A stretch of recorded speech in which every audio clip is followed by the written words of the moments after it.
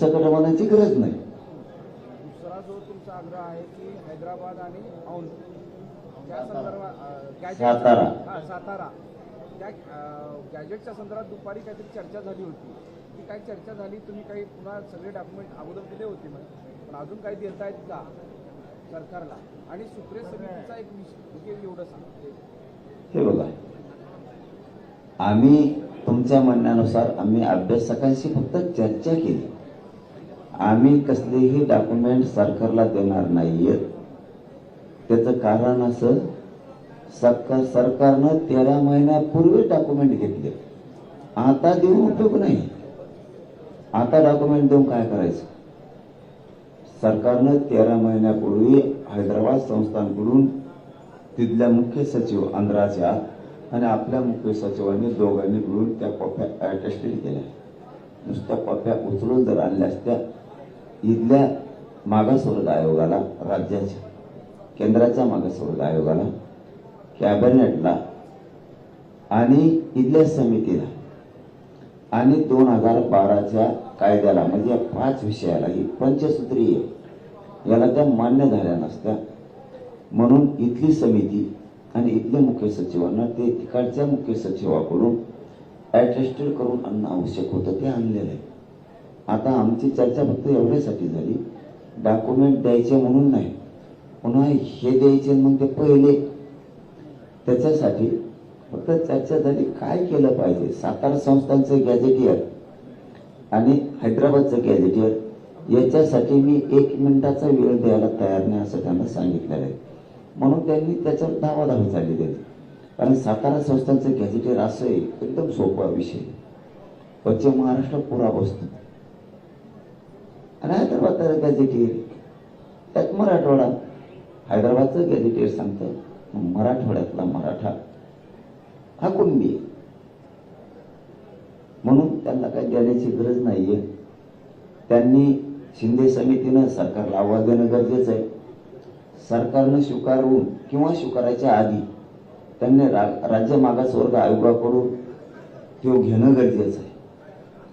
2 ते 3 प्रक्रिया आहेत. पहिली प्रक्रिया, शिंदे समितीनं 13 महिने त्याच्यावर अभ्यास केला. इथं मी त्यांना मीडियात विचारून घेतलं, ते हो बोलले. आता त्यांना बदलता येणार नाही. ते अहवाल आता सरकारला देणं गरजेचं आहे. सरकारने कॅबिनेटनं तो स्वीकारून तो मागासवर्ग आयोगाकडे द्यायचा का आधी त्यांनी स्वीकारायचा का आधी मागासवर्ग आयोगाकडे द्यायचा, हे त्यांच्या ते ठरवते. मग ते मागासवर्ग आयोगाकडे सुद्धा जाणं खूप गरजेचं आहे.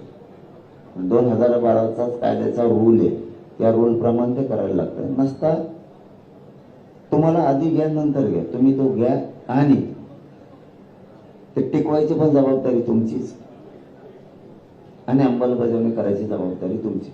पण माझं मत आहे, टिकवाय फेकवायचा हा विषय काढायची गरज नाही. 150 वर्षापूर्वीच्या नोंदी आहेत, त्या कोणाच्या बापाला काही होत नाही तिथं. त्यामुळे उगाच फाट्या फोडण्यात मजा आली. पण अडचणी अशी सांगितलं जाते की शिंदे समिती आहे, तो काही आयोग नाही आहे. सुप्रे समिती आयोग जो राज्य मागासवर्ग आयोग आहे, त्यांनी हे सगळं केलं पाहिजे. तेव्हा कुठंही येऊ शकतं. पण त्याचा कुणी केलं पाहिजे? मागासवर्ग आयोग आणि सुप्रे समिती, मागासवर्ग आयोगाची सुप्रे समिती आहे ना, तिनं केलं पाहिजे. ही फक्त समिती आहे, शिंदे आयोग नाहीये असं म्हणणं आहे. कुणाचं म्हणणं आहे? म्हणजे एकूण अभ्यासक कोण अभ्यासक? सगळे ओव्हरऑल चर्चा. सगळे नाही, मला नाव सांगा त्याचं. ओव्हरऑल सगळं ते अभ्यासक बेकार जाऊन असू शकते.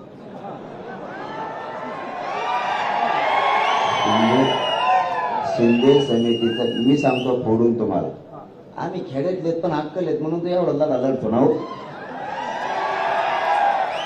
जो कोण अभ्यासकांनी तुम्हाला सांगितलं ना, तरी एक नोंद बी आतापर्यंत पत्रात नाही पाडली मराठीचा. आपण 58 लाख म्हणजे 3 कोटी मराठी आरक्षण दिलं आतापर्यंत. तो कोण हुशार समन्वयक अभ्यासक आता पण तरी एक नोंद बी समाजासाठी देऊ शकला नाही. कशाला ज्ञान पाजळी तू? झोप ना, आगना तिकडं घरी बसून. तुम्हाला क्लिअर सांगतो, शिंदे समितीचं काम आहे नोंदी शोधणं, प्रमाणपत्र देणं पण त्यांच्या हातात आहे, व्हॅलिड देणं पण त्यांच्या हातात आहे. पण जर संबंधित मंत्रालयानं ते अधिकार जर त्यांचे काढून घेतले हरकत नाही, संबंधित मंत्रालय प्रमाणपत्र पण देते आणि व्हॅलिड पण देते. पण शिंदे समितीचं सगळ्यात महत्वाचं काम आहे नोंदी शोधणं, त्याचा अहवाल तयार करणं.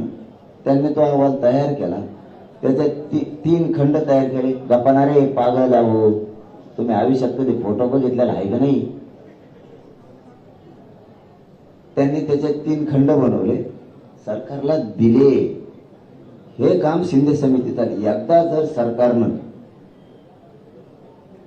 अहवाल स्वीकारला, देव जरी आला तरी ते अधिकृत होते, ते कोणी रोखू शकत नाहीये. आता पुढची प्रक्रिया काय? सरकारनं तो अहवाल स्वीकारून त्याची अंमलबजावणी करणं. मग त्यांना आता मागासवर्ग आयोगाकडे द्यायचं. आधी म्हणतो आम्ही, देणं तर गरजेचं आहे का? त्यांनी स्वीकारून कॅबिनेट समोर ठेवून मग मागासवर्ग आयोगाकडे देऊन अंमलबजावणी करायची. एवढे 2च प्रयोग साधे आहेत, ते 5-5 मिनिटाचे आहेत. तुम्ही एवढं सोपं करून सांगताय, मग इतक्या मोठ्या बैठका घेण्याची समितीला, सरकारला काय वेळ येऊ लागलेली आहे? का असं होतंय? तुम्ही एवढं सोपं करून सांगताय आणि ते सहज शक्य आहे म्हणताय.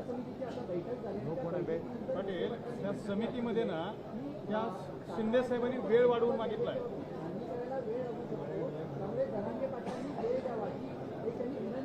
संदीप शिंदेनी यांच्याकडे विखे पाटलांकडे वेळ मागितलाय, असं विखे पाटलांनी कशासाठी वेळ पाहिजे? शिंदे समितीला हे सगळी करून अहवाल द्यायला. कशाची झाली? नोंदणी झाली. 13 महिने काय केलं? मग भजे तळीले काय? असं नसतं, वेळ काढूपण आहे. आता नसतं गरीब काय तुम्ही पागल समजेले काय? आण मुंबईला न्या जमा घरी, आण मुंबईला न्या जमा घरी. बापाचे पेंड आहे काय? समज नाही. आता एकदम सोपं. 13 महिने काय केलं? भंगार चाळे नाही करायचे, खरं आहे ते बोलायचं. बोल आमच्यापाशी येऊन आम्ही सांगतो तुला. GR काढला पाहिजे ही तुमची मागणी. GR काढून मला अंमलबजावणी पाहिजे. ते पण प्रक्रिया कायद्याच्या सगळ्या. हो, तुम्हाला त्या सगळ्या प्रक्रिया पार कराव्या लागणार आहेत. मागासवर्ग आयोगाकडे, शिंदे समितीकडे सरकारला अहवाल स्वीकारावा लागेल. वेळ पडली, कॅबिनेटच्या हातात जर हे विषय नसेल, त्यांना विशेष अधिवेशन बोलावं लागणार आहे तेवढ्यासाठी. कारण प्रक्रिया लहान नाहीये आणि हे घडून आणावं लागणार.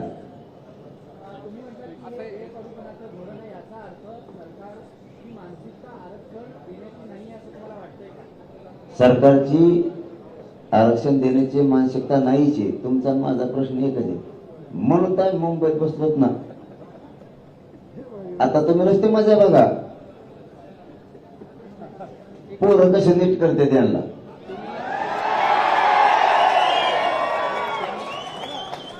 आणखी तर शनिवारी रविवारी पुढच्या आमचे पुरेच येणार आहेत.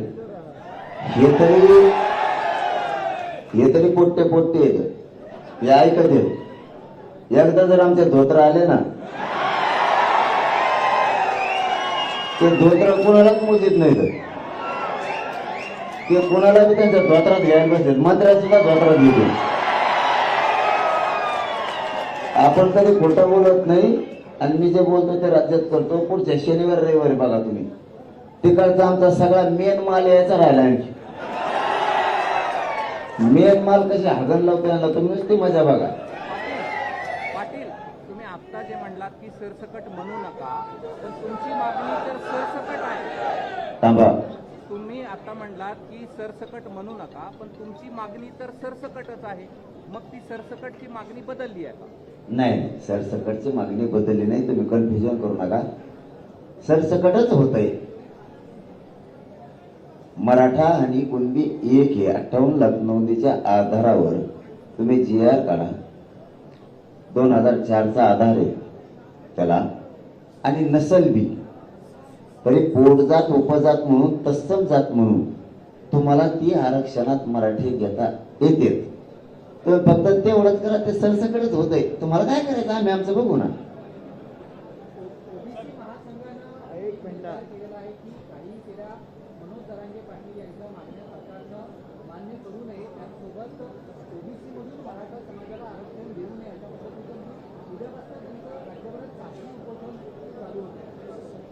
हा बघ, त्यांचं कामच असतं देऊ नका म्हणणं. कायदा त्यांच्या म्हणण्याने चालत नसतो. सरकारला मराठीची पण तेवढीच गरज आहे. एकदा जर महायुतीपासून जर मराठा बाजू सरकारला ना, त्यांचा ग्रामपंचायत सदस्य सुद्धा येणार नाही. मी खोटं नाही बोलत तुम्हाला,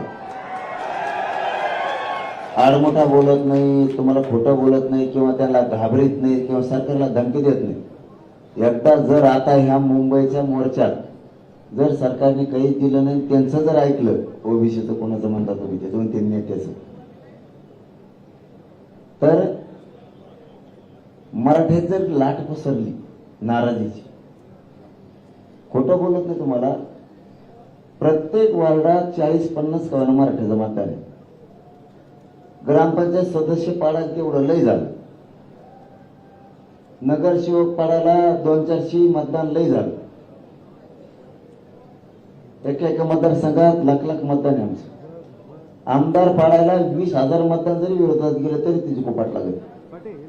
त्याच्यामुळं आता जर मराठीत सुद्धा सरकारला तेवढीच गरज आहे, आणि त्यांनी जर याच्यात हे केलं, काही राहणार नाही, त्यांचं काहीच राहणार. म्हणजे पुन्हा भुजबळ कामाला लागले. भुजबळांनी सगळ्या ओबीसी संघटनांची मुंबईत बैठक बोलवलेली आहे. आरक्षणाच्या हालचाली सुरू आहेत म्हणून.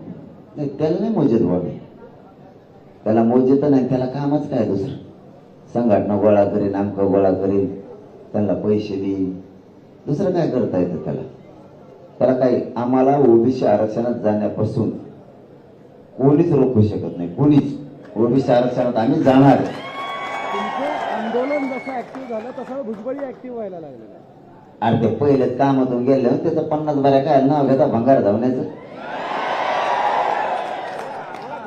गेल्या 3 दिवसांपासून पत्रकार तुमच्या आंदोलनाचं वार्तांकन करतात, मात्र त्यांच्यावरच हल्ले व्हायला लागले, दगड मारली जातात. महिला पत्रकारांना नाही, मी सांगितलं बाबा, एवढं मनावर नका घेऊ. खेड्यातले पोरं आहेत, पत्रकार बांधवांनी एवढं मनात नका घेऊ. ते खडे मारले काही, त्यांना थोडी आता म्हणूनही मीडियासमोर वेगळी सवय आहे. ते कुठे गेले तर त्यांना थोडासा सवय आहे थोडीशी. थोडं तुमचे लेकर आहेत ते खेड्यापाड्यातले आलेले, थोडं पत्रकार बांधवांनी पण समजून घ्या. आणि पोरं तुम्हाला सांगतो, उगत त्यांना खडे नका आणले जाऊ रे, पागलसारखं वागू नका. पुऱ्या राज्याला आपल्या गोरगरिबाची मागणी, आपल्या वेतनात ते दाखवते. थोडं समजून घेत जा. मुंबईभर, पुऱ्या मुंबईत पत्रकारांना थोडा सुद्धा त्रास देऊ नका, थोडा सुद्धा देऊ नका. पत्रकार मुंबईत कुठे असो, चांगली असो वाईट असो, जशी काय असेल ते असो, पण काही म्हणू नका.